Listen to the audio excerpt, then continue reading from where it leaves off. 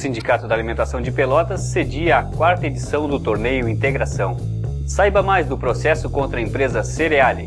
Documentário de hoje, conheça como foi a guerrilha do Caparaó.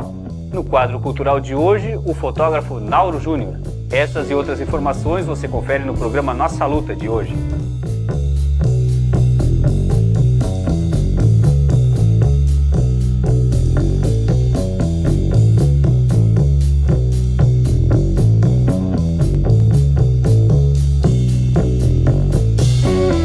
Boa noite, eu sou o Clóvis Rogério e este é o programa Nossa Luta, apresentado pelo Sindicato da Alimentação de Pelotas.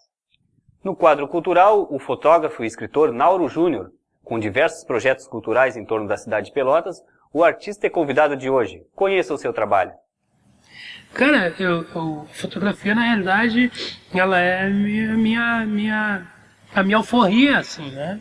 Por eu ter lutado muito, meio que rasgado a vida, assim, ter nascido numa periferia, no Novo Hamburgo, e não tinha muitas possibilidades. Quando eu viro fotógrafo, o fotógrafo tem um pouco de misticismo, assim, né? Ele é um pouco artista, ele é um pouco vagabundo, ele é um pouco trabalhador, né? E a fotografia vai abrindo portas, assim, né? E quando eu vi que essa fotografia era uma possibilidade para me abrir portas na vida, eu me dediquei muito a ela, eu me apaixonei, ela é minha grande paixão, meu grande amor, assim, né? Eu me relaciono com a fotografia como quem se relaciona com um grande amor, assim. Eu me dedico muito a ela, ela me devolve, de vez em quando a gente briga, temos crises, né? Mas como todo relacionamento, tu tem que administrar tudo isso e continuar vivendo junto, porque tu sabe que isso é bom, que tu tem que te dar conta que isso é bom pra ti, né? É como um casamento. O casamento tem horas que tu tem vontade de sumir, de ir embora, chutar a porta, mas quando tu olha pra trás, se tu ama realmente a pessoa que tu tá, é muito melhor estar com ela do que estar na vida em busca de algo que tu não sabe bem quem é. E a fotografia é essa mulher que eu amo, sim, e que me proporciona tudo de bom que tem acontecido na minha vida nos últimos 25 anos. E, na realidade, eu não sou hipócrita de dizer que a fotografia entrou como uma arte, que a fotografia... Não, a fotografia entrou como uma possibilidade de trabalho. Para mim, eu era sapateiro em Novo Hamburgo, antes disso fui peão de fazenda, antes disso trabalhei num boteco junto com meu pai e tinha uma crise na indústria do calçado em Novo Hamburgo.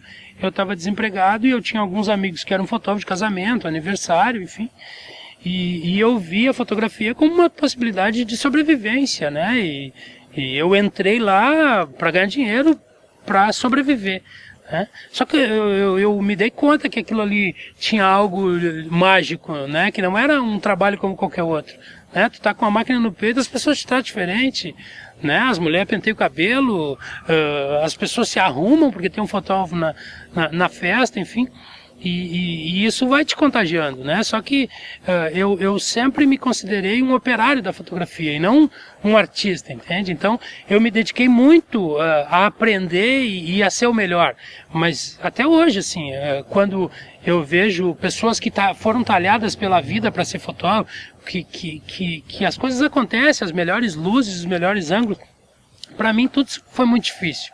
Eu sou um pedreiro, eu sou um operário mesmo. Assim, para mim, eu busco a fotografia como quem busca insanamente né, uma construção, assim, né? Para mim, a fotografia não é eu não sou um arquiteto, eu sou um pedreiro da fotografia, né? E talvez por isso, assim, as minhas fotografias, elas mostram muito o resultado do meu esforço, assim, né? A minha alma sangrando para chegar àquela imagem, né? E eu sou fotógrafo. Eu acho que a minha diferença de um operário e eu como fotógrafo, de quando eu era sapateiro e de eu fotógrafo hoje, é que sapateiro cumpre horário. Eu sou fotógrafo 24 horas por dia. Eu chego a sonhar com a fotografia, né? A minha vida é a luz. Eu até escrevi no próximo livro que eu vou lançar o meu epitáfio, né? Que diz assim: viveu de luz, amou a luz, se transformou em luz. É alguma coisa dentro disso, assim, né? O que me fez escrever, né? Como eu te disse antes, em off aqui, em off não, nos bastidores, nunca ninguém esperou muito de mim, então por isso eu fui lá e fiz muita coisa, entende? Porque se desse errado, eu não tinha compromisso nenhum. E quando eu me dei conta que eu era um fotógrafo razoável, respeitado, enfim, e que as pessoas gostavam daquilo que eu fazia, eu estava entrando num grau de estabilidade, assim, né? O Nauro é o...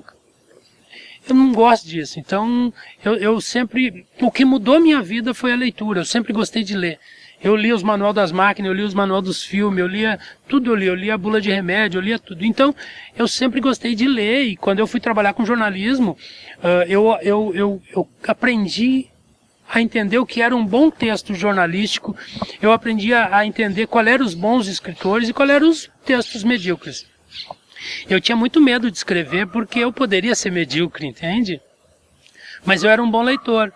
E daí eu comecei em 2008 a escrever num blog, escondido, sem ninguém ver. A minha mulher é jornalista, tem um texto magnífico, e ela começou a me ajudar, né, a pôr os pontos e as vírgulas no lugar certo.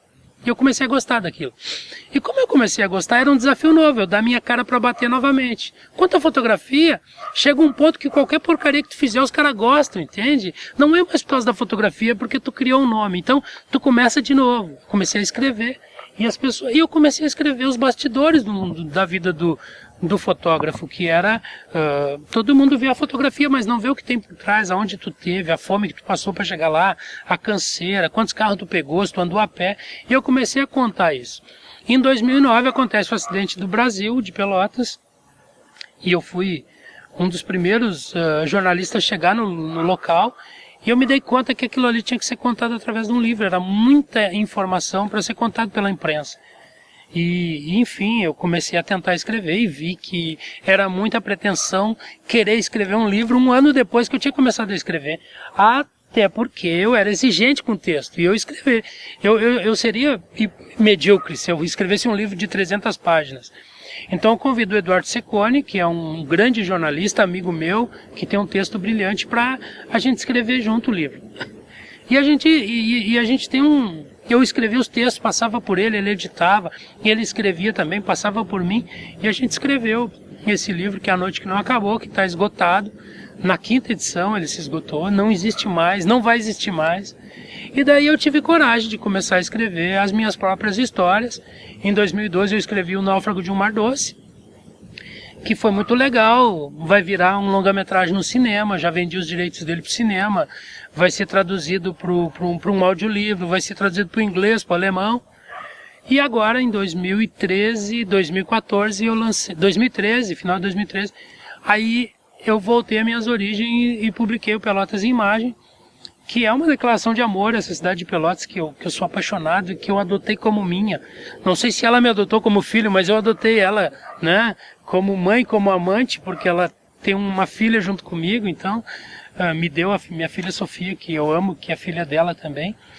E agora eu estou sempre dizendo que vou parar, mas não consigo. Agora, como eu já fiz livro, escrevi romance, reportagem, livro de fotografia, já plantei árvore, já tenho filho, vou escrever poesia agora, né? Aprovei um livro no Procultura, de um livro que se chama Andanças Imaginárias, que são poemas que eu estou escrevendo, poemas adultos, não são poemas infantis, só que as ilustrações são da minha filha, que tem 8 anos, Sofia.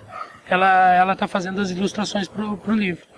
E a gente vai lançar no início do 2º semestre aí.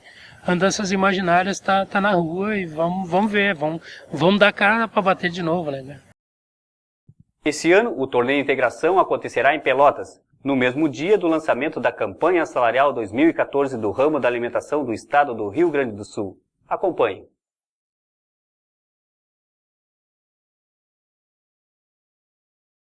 Pelotas cedia, nesse dia 15 de março, a 4ª edição do Torneio Integração. Torneio esse integração que reúne trabalhadores, centenas de trabalhadores do estado do Rio Grande do Sul, e é promovido pela CNTA, a Confederação Nacional dos Trabalhadores da Alimentação. Hoje o programa Nossa Luta conversa com Marcos Rossi, que é presidente do Sindicato de Alegrete e também faz parte da comissão organizadora deste evento. Boa noite, Marcos Rossi. Vamos primeiro saber aí quais as modalidades que o Torneio Integração, nessa 4ª edição, traz a Pelotas, trazendo novidades também na questão das modalidades, né? Então, inserindo mais atividades, integrando os trabalhadores da categoria da alimentação do estado do Rio Grande do Sul, neste grande evento que se apresenta agora para o sábado, dia 15, aqui na cidade de Pelotas. Bem, primeiramente a gente quer dar uma boa noite, né? Agradecer aí a oportunidade de poder estar aqui na cidade de Pelotas, esse acolhimento maravilhoso que vocês estão nos dando. E dizer que é uma satisfação poder estar nessa 4ª edição desse torneio Integração aí, que vai reunir basicamente todos os sindicatos hoje filiados à CNTA aqui no estado do Rio Grande do Sul, que são eles Alegrete, São Gabriel, Bagé, Pelotas, Camaquã, Passo Fundo, Estrela. Não é a Panificação de Porto Alegre, também deverá estar junto conosco aqui. E vamos dar sequência aí, esse torneio agora no dia 15, e vamos torcer que tudo se encaminhe da melhor maneira possível, assim como foram as 3 últimas edições, né? Tu participaste da edição, das outras edições que teve do Torneio Integração, assim, nos dizer mais ou menos o público, o número de trabalhadores que participam deste evento. A princípio, aqui no nosso torneio, participam em torno de 400 atletas, 400 trabalhadores atletas, né?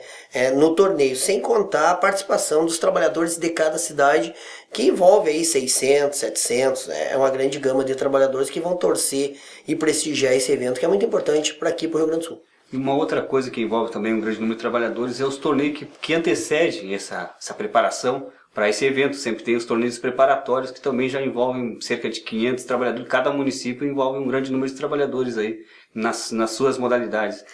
Sem dúvida, a Alegrete envolve sempre 14 a 15 times todos os anos, né? Porque sai o campeão de cada modalidade, é o que vem disputar o torneio Integração a nível de estado. Então isso é fundamental, a integração desses trabalhadores, a participação desses trabalhadores, porque gera não só a familiaridade entre eles, como o conhecimento de outras regiões.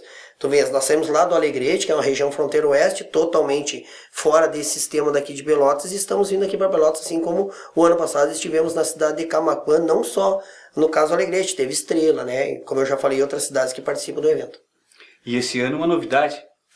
Se Deus quiser, é uma grande novidade, pode dizer assim, onde a alimentação, a área da alimentação vai apresentar para os trabalhadores e para o nosso Rio Grande do Sul músicas, né? Ou seja, o Musicanto aí que vem com músicas inéditas, feita por trabalhadores da alimentação, isso que é importante, né? Assim como fazer a interpretação de outras músicas já existentes aqui, cantadas por outros cantores aí. O objetivo desse torneio de integração? Eu vejo o objetivo como integrar os trabalhadores, conhecer regiões e outros trabalhadores de outras empresas e regiões aqui do nosso estado, assim como fazer a parte política, que é o lançamento da campanha salarial, que é de fundamental importância para o que nós pretendemos a partir das negociações das databases. Outra coisa, as modalidades que vão ser aqui no dia 15, agora aqui no DC Eventos, a partir do início da manhã, provavelmente por volta de 8h30, 9 horas, já começam as atividades. O que está previsto para esse dia? Tu pode esperar desde as 6h30 da manhã, quando os ônibus começam a chegar das cidades, né? Mas está previsto aí um grande futebol de salão livre, que vai ser feito, um futebol de salão master, com trabalhadores acima de 35 anos, um futebol 7 livre, né, com vários jogadores, uma rústica, tanto feminina como masculina, como eu já disse, vai ter o musicanto, vai ter a canastra, e até outras modalidades que existe a expectativa de ser apresentado, que não vai ser apresentado aqui, mas que de repente a cada torneio se tem uma novidade. Este ano aqui em Pelotas temos aí o Musicanto, quem sabe ano que vem teremos outros. O programa Nossa Luta conversou com Marcos Rossi, que é presidente do Sindicato da Alegrete e faz também parte da comissão organizadora deste evento, que é o 4º Torneio Integração dos Trabalhadores da Alimentação do Estado do Rio Grande do Sul, promovido pela CNTA. Então, convidamos todos para o dia 15, sábado agora, para participar deste evento que vai ser realizado no DC Eventos, ali próximo à rodoviária de Pelotas, com o início previsto aí para a partir das 8h30 da manhã, já as atividades esportivas. O evento é aberto ao público e estamos aguardando aí a participação de todos.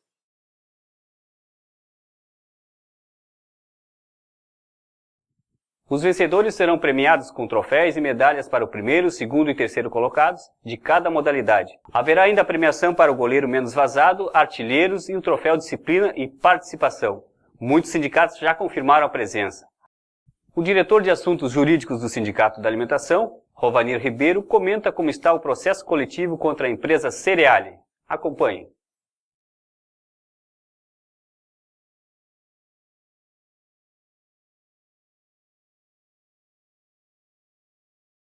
O Sindicato da Alimentação começa o pagamento de mais um processo coletivo, dessa vez movido contra a Cereale, no ano de 2008. O pedido desse processo é insalubridade, periculosidade e o adicional noturno prorrogado após as 5 horas da manhã. Com relação à insalubridade, ficou garantido o pagamento do percentual de 40% para o mecânico e periculosidade 30% para os eletricistas. Em relação ao adicional noturno, o sindicato pleiteou o que já estava previsto no enunciado 60 do TST, que diz o seguinte: cumprida integralmente a jornada noturna e prorrogada esta, é devido ao pagamento do adicional noturno sobre as horas posteriores às 5 da manhã. A empresa tinha um grupo de trabalhadores que desempenhava suas funções das 22 às 6, no entanto a empresa pagava o adicional noturno das 22 às 5, e esse processo garantiu justamente isso, que essa 1 hora, entre 5 e 6 horas da manhã, que até então não estava sendo considerada para efeito de cálculo do adicional noturno, passasse a ser.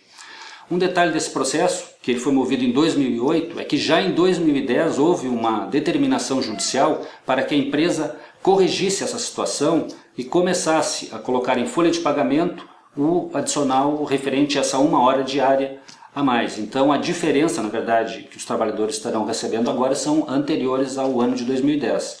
O dinheiro já está disponível e o sindicato já fez a divulgação na tentativa de localizar esse pessoal, essas 30 pessoas, o mais rápido possível. Qualquer informação, entre em contato com o Sindicato da Alimentação pelo telefone 3225 3564.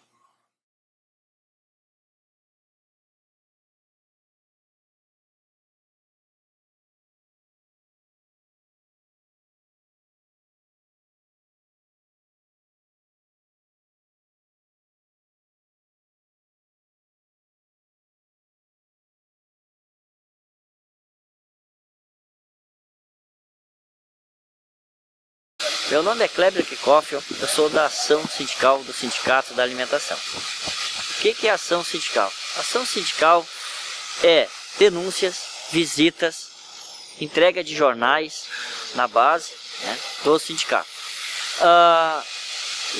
Denúncias são feitas pelos trabalhadores que ligam para o telefone 3225 3564, que para o sindicato, onde nós vamos verificar se procede ou não a denúncia. E também tem as visitas. As visitas são brevemente agendadas, né, para ver as condições de trabalho também das empresas. Dali sai um laudo e notificações para a empresa, e aquilo que estiver errado, nós damos um prazo para elas corrigir. Também a ação sindical ela é responsável também pela entrega de jornais do sindicato, onde a gente tem uma escala de jornal que a ação sindical aí planeja para a semana e para o mês, né? A ação sindical ela é muito importante, mas ela só é possível se o trabalhador nos ajudar denunciando ou pedindo informação. Ele pode fazer isso através do telefone 3225 3564 e pode ligar a cobrar. E também pode fazer a denúncia pelo site www.esticap.org.br. Isso é uma ferramenta de luta que o sindicato tem para melhor atender os seus associados e trabalhadores do ramo da alimentação. Repetindo o telefone da ação sindical: 32 25 35 64. Denuncie, não fique calado.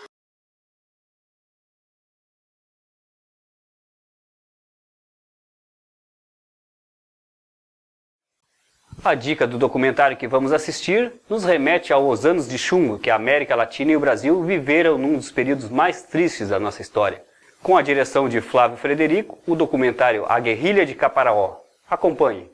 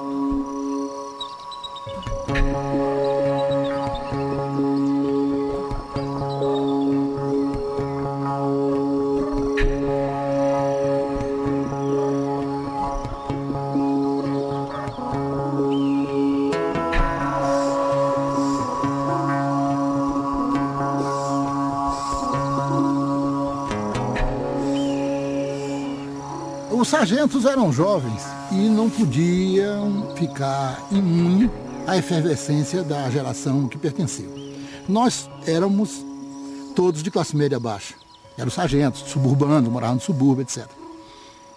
E Caparaó foi a extensão mais longa desse movimento, daquele movimento político que na época a imprensa chamou de movimento dos sargentos.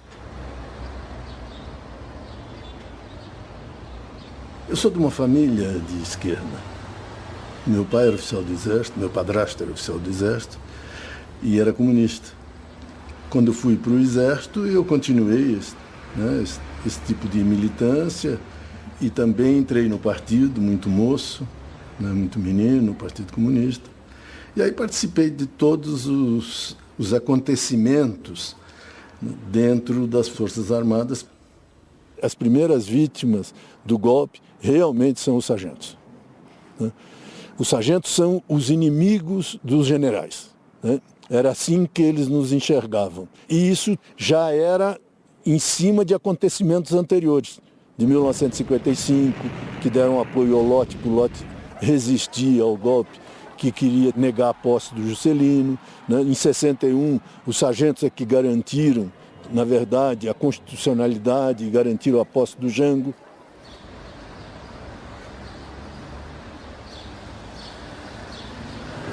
Pode fazer. Cadê ele? Vou provocá-lo. Mandei te provocar, mas não souberam te provocar. Que bom, né? Meu comandante, tudo bem?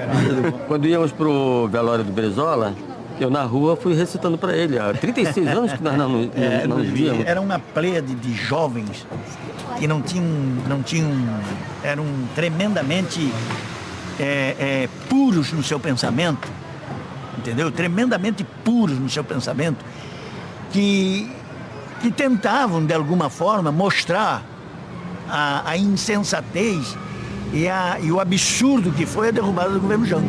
Quando eu fiz uma opção para a guerrilha, eu achava que aquela opção era definitiva e também, bye-bye, eu prefiro morrer do que viver humilhado. Era uma coisa mais ou menos assim. Eu acho que é muito achincalhante pertencer a uma sociedade que se diga contra uma ditadura, mas que não faça porra nenhuma.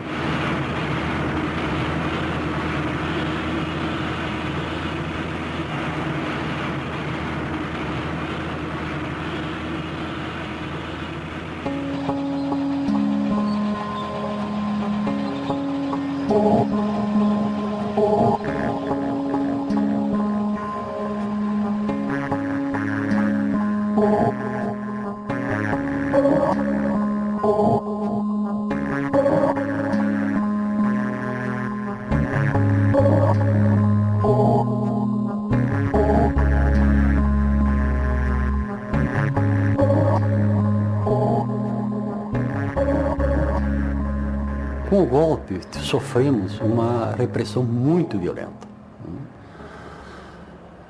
E centenas de marinheiros ficaram espalhados, expulsos da marinha, perseguidos, presos, condenados a 13 séculos de prisão, a maior pena coletiva da história do Brasil.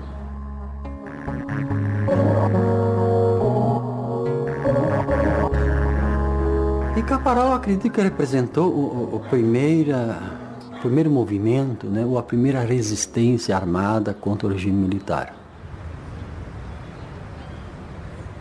Eu, por exemplo, naquela época já tinha família, já tinha 2 filhos do primeiro casamento que eu tenho. E de uma hora para outra eu me vi, não só sem emprego, como impossibilitado de trabalhar e na clandestinidade, sendo perseguido ainda. E também com aquela indignação de nós sabermos de que o nosso país estava sendo dominado, estava sendo submetido ao poderio econômico de outra nação. Eles tiveram a inteligência de proibir a gente de trabalhar. Ninguém podia dar um emprego para a gente. Quer dizer, o tipo da burrice. Treina um homem como um militar. Depois coloca ele contra a parede, não pode nem da família, e o cara se rebela. Até o rato se rebela.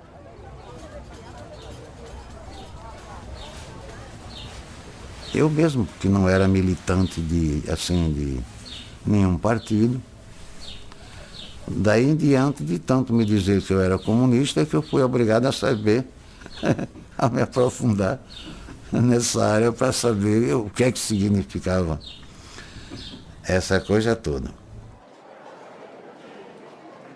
Em dezembro, então, fui expulso da Marinha. Em dezembro de 64, né?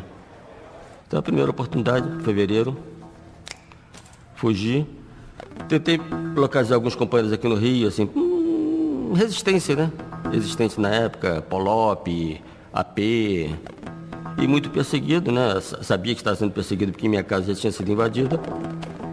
Recorri ao exílio, né? Fui para o Uruguai.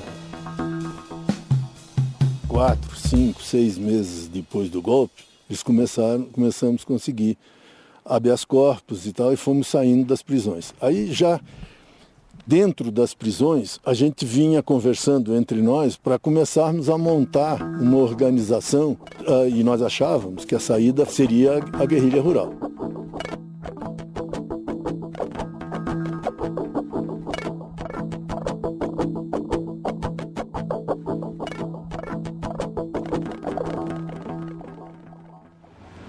Lá pelo dia 10 de dezembro, eu fui incumbido pelo conjunto dos sargentos de conversar com o Brizola em Montevidéu. Nos reunimos no Parque Bage e o Brizola insistia muito com a possibilidade de levante. Então se acertou o seguinte: nós ajudaríamos o Brizola num possível levante, no Rio Grande do Sul. Pegamos os remanescentes que pudesse existir ainda nas Forças Armadas, no Exército e na Polícia Militar, que lá chama Brigada Militar. Enquanto isso, ele nos daria recursos para nós montarmos uma frente guerrilheira. Ficou acertado que eu traria o meu pessoal do Rio, e trouxe bastante gente, trouxe umas 60, 70 pessoas do Rio de Janeiro, e comecei a alojar esse pessoal em vários aparelhos. Aí localizei o Soares, através do partido. O Soares estava trabalhando na fábrica da Quibon, no Rio de Janeiro.